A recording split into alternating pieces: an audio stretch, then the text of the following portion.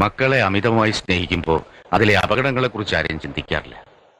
ഗീതുവിനോടുള്ള അഗാധ സ്നേഹത്തിന് മുന്നിൽ അവളുടെ വാശിയും ദേഷ്യവും ഒന്നും ഞങ്ങൾക്ക് തെറ്റായി തോന്നിയില്ല. അങ്ങനെ ഒരു പെൺകുട്ടി വളരാൻ പാടില്ലാത്ത വിധത്തിൽ ഞങ്ങൾ അവളെ വളർത്തി. തെറ്റ് മുഴുവൻ ഞങ്ങളുടേതാണ്. ആ തെറ്റ് തിരുത്തണം.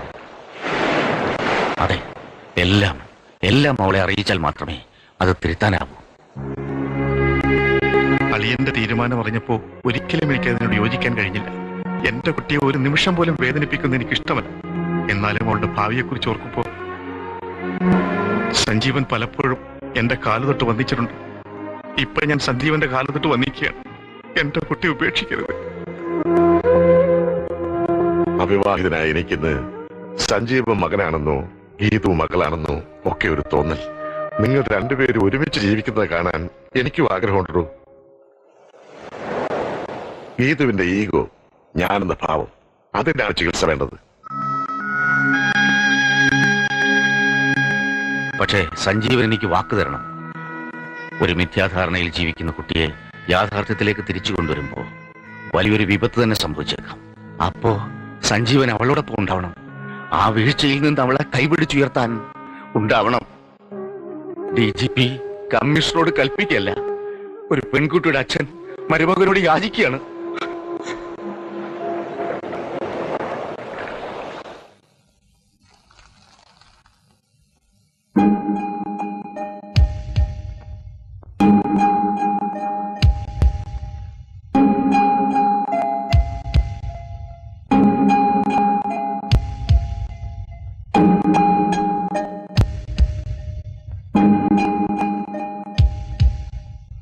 മോളെ, ഡാഡി പറയുന്നത് എന്റെ മോള് ക്ഷമയോടെ കേൾക്കണം. മനസ്സിലായി. അയാളുടെ കൂടെ പോണെന്നായിരിക്കും. ജനക്കൂട്ടത്തിന്റെ മുന്നിലിട്ട് പേ പട്ടി തെല്ലും പോലെ എന്നെ തല്ലി ചതച്ചില്ലേ? എന്നെ വേണ്ടെന്ന് പറഞ്ഞ് ഉപേക്ഷിച്ചില്ലേ? അയാൾ മനുഷ്യനല്ല, ഈസ് എ ഡെവിൾ. ഇനി അയാളുടെ ഭാര്യയായി കഴിയേണ്ട ഗതികേട് ഗീതുവിനില്ല. എന്റെ മോള് ഒരു തെറ്റിദ്ധാരണയുടെ ലോകത്താണ് ഇതുവരെ ജീവിച്ചത്. അത് നിന്റെ മനസ്സിനെ വളരാൻ പാടില്ലാത്ത വഴികളിലൂടെ വളർത്തി. ഇന്ന് സൗഭാഗ്യങ്ങളുടെ നടുവിൽ ജ്വലിച്ചു നിൽക്കുന്ന നീ ഒരു സത്യം അറിയണം. വേണ്ട, എനിക്കൊന്നും കേൾക്കണ്ട. ഞാൻ ഇനി ആരുടെ മുന്നിലും തല കുനിക്കില്ല. ഞാൻ DGP രാജശേഖരൻ നായരുടെ മകളാണ്. അല്ല, നീ DGPയുടെ മകളല്ല. നീ എന്റെ മകളല്ല.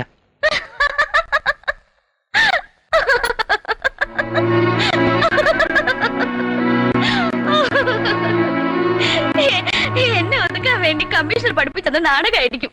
അല്ല മോളെ, സത്യമാണ്. ഞാൻ നിന്റെ ഡാഡിയല്ല, ലക്ഷ്മി നിന്റെ മമ്മിയുമല്ല.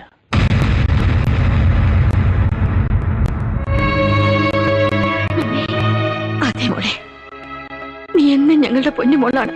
പക്ഷെ ഞങ്ങൾക്ക് ജനിച്ച മോളല്ല. വിവാഹം കഴിഞ്ഞ് ഏറെക്കാലം കുഞ്ഞുണ്ടാകാതിരുന്നപ്പോ ഒരു പിഞ്ചു കുഞ്ഞിനെ ലാളിക്കണമെന്ന മോഹം ഞങ്ങൾക്കുണ്ടായി. അങ്ങനെ ഒരു അനാഥാലയത്തിൽ നിന്ന് നിന്നെ ദത്തെടുത്തതാണ്.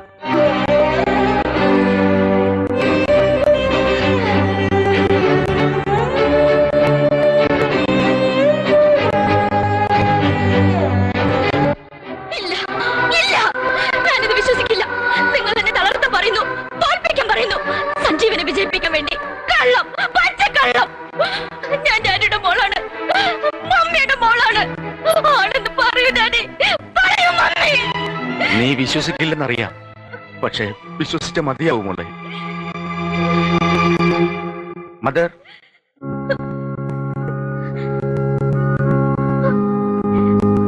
അദ്ദേഹം പറഞ്ഞത് സത്യമാണ് മോളെ. എന്റെ കയ്യിൽ നിന്നാണ് ഇവർ നിന്നെ ഏറ്റുവാങ്ങിയത്. അനാഥാലയത്തിന്റെ മുറ്റത്ത് ഏതാനും ദിവസങ്ങൾ മാത്രം പ്രായമായ ചോരക്കുഞ്ഞിനെ ആരോ ഉപേക്ഷിച്ചു പോയതാണ്.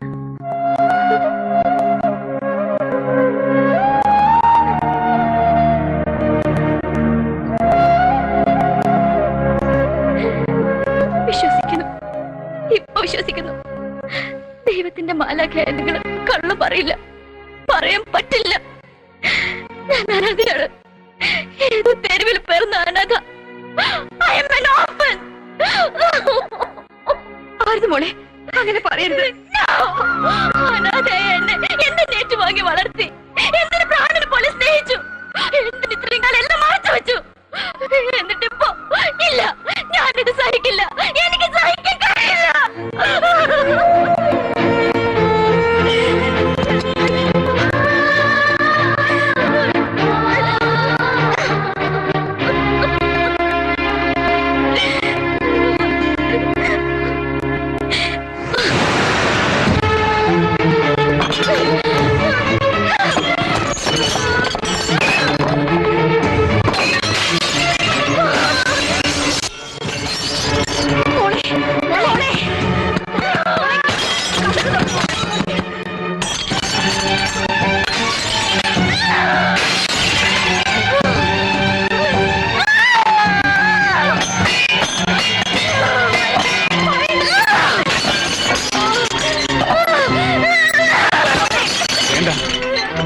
അവൾ പൊട്ടിത്തെറിക്കട്ടെ, ആളിക്കത്തട്ടെ, ഒടുവിലെല്ലാം ശമിച്ച് അവൾ ജീവിതത്തിലേക്ക് തിരിച്ചു വരട്ടെ.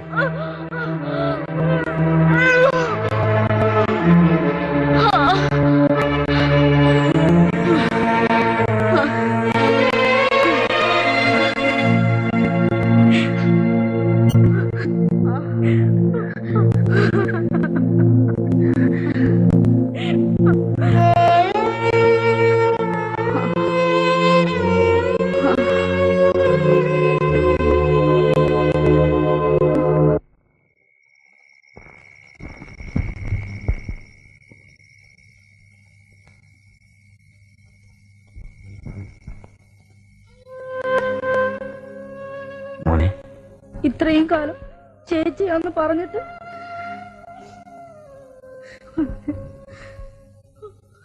ഗീതുവിന് 8 വയസ്സുള്ളപ്പോഴാ ഇവന്റെ ജനനം.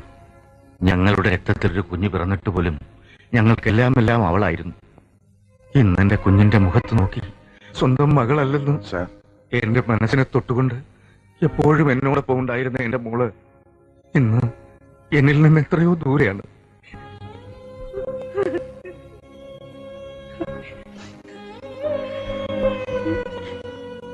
എല്ലാം നല്ലതിനു വേണ്ടിയല്ലേ സാർ?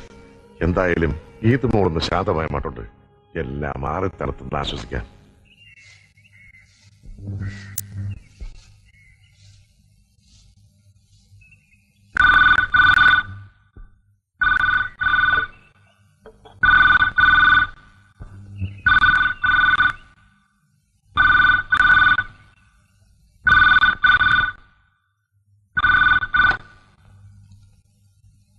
ഹലോ, ഞാനാണ് സഞ്ജീവൻ.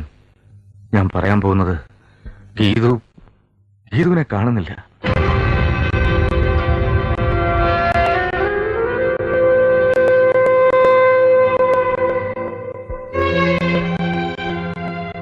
എല്ലാം ഇന്നലെ അവളോട് പറഞ്ഞു. രാത്രി ആരും ഉറങ്ങിയിട്ടില്ല സഞ്ജീവൻ. പക്ഷെ രാവിലെ